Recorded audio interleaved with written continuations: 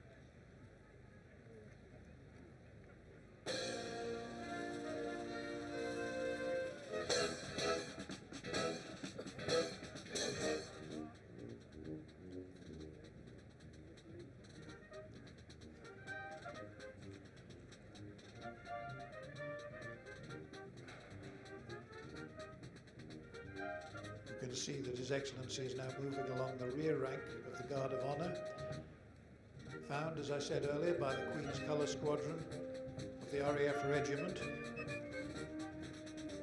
which is based at RAF Northolt.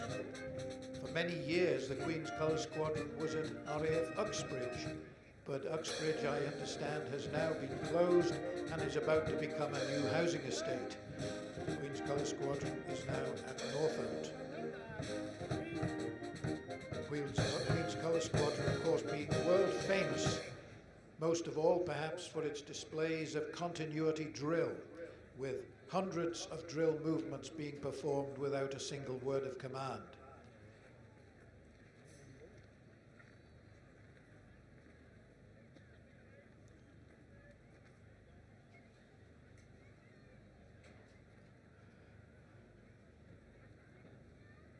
Lieutenant Governor now moving across to the band, speaking with the Director of Music, Flying Officer Chris Ianson.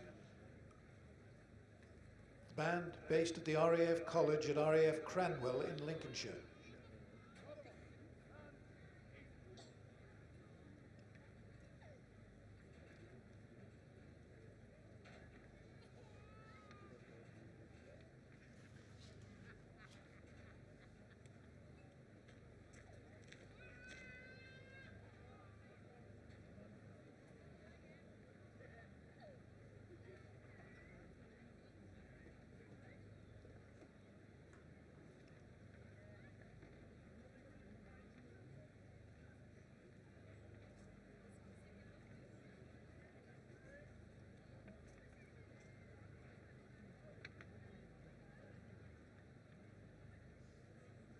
Director of Music for the band, Flying Officer Chris Ianson, a native of Stewarton in Western Scotland, and a percussionist by trade. Lieutenant Governor now takes his leave of the Director of Music and will move across towards the National War Memorial in preparation for the wreath laying. And we shall hear Last Post and Reveille played by the trumpeters.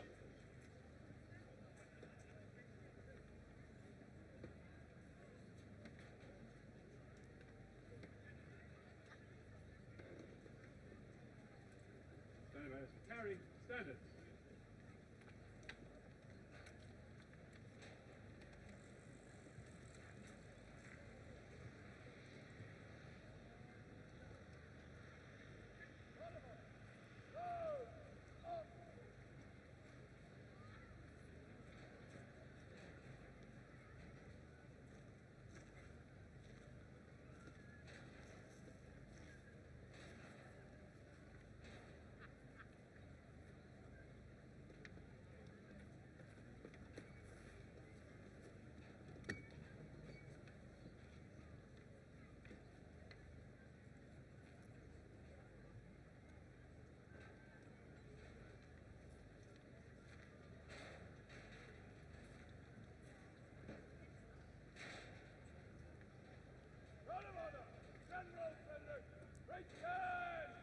Excellency approaches the memorial and lays his wreath.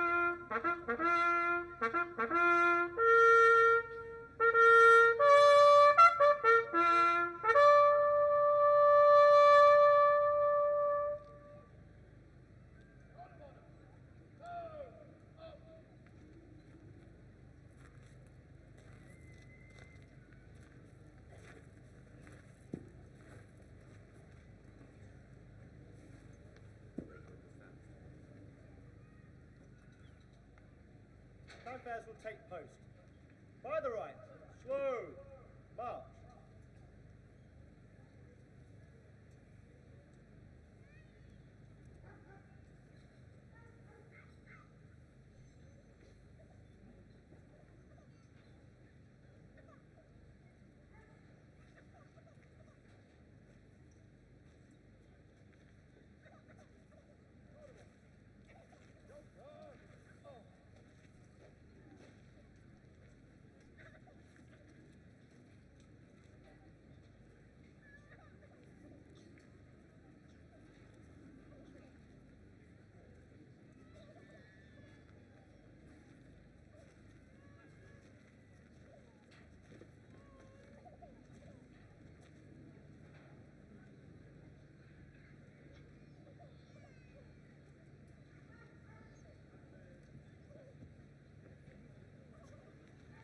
Thank you to everyone for observing the silence during that ceremony.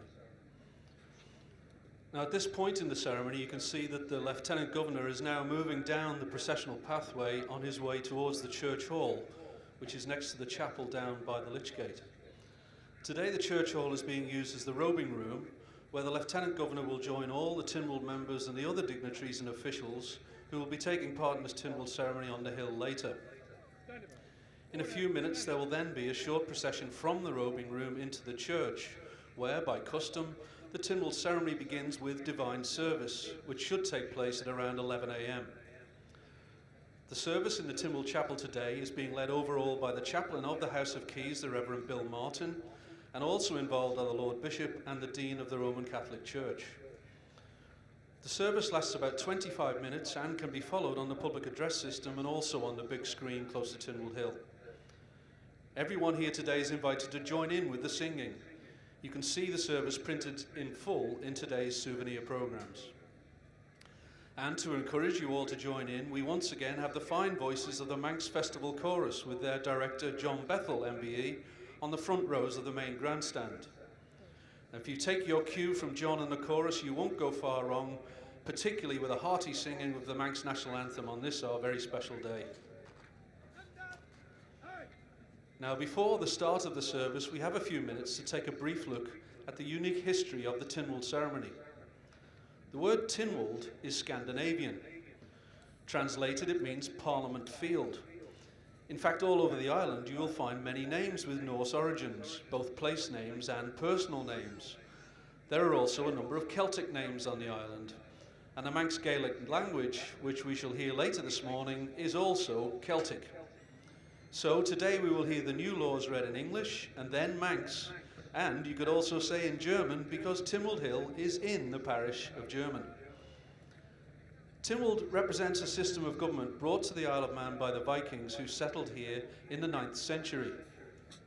The Vikings established similar assemblies wherever they settled, such as in the town called Tynwald, spelt with a D, in northern Scotland, which has the same Viking roots.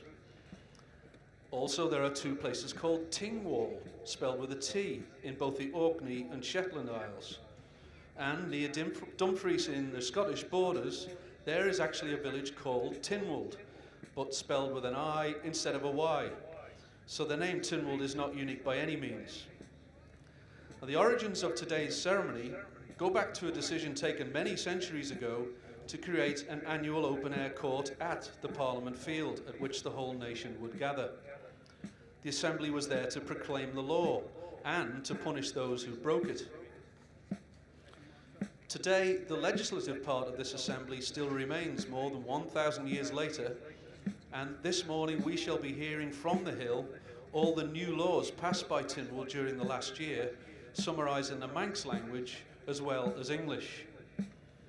So you can see that the Tynwald ceremony really is a very special occasion for the Isle of Man each year, and is in fact unique in the world.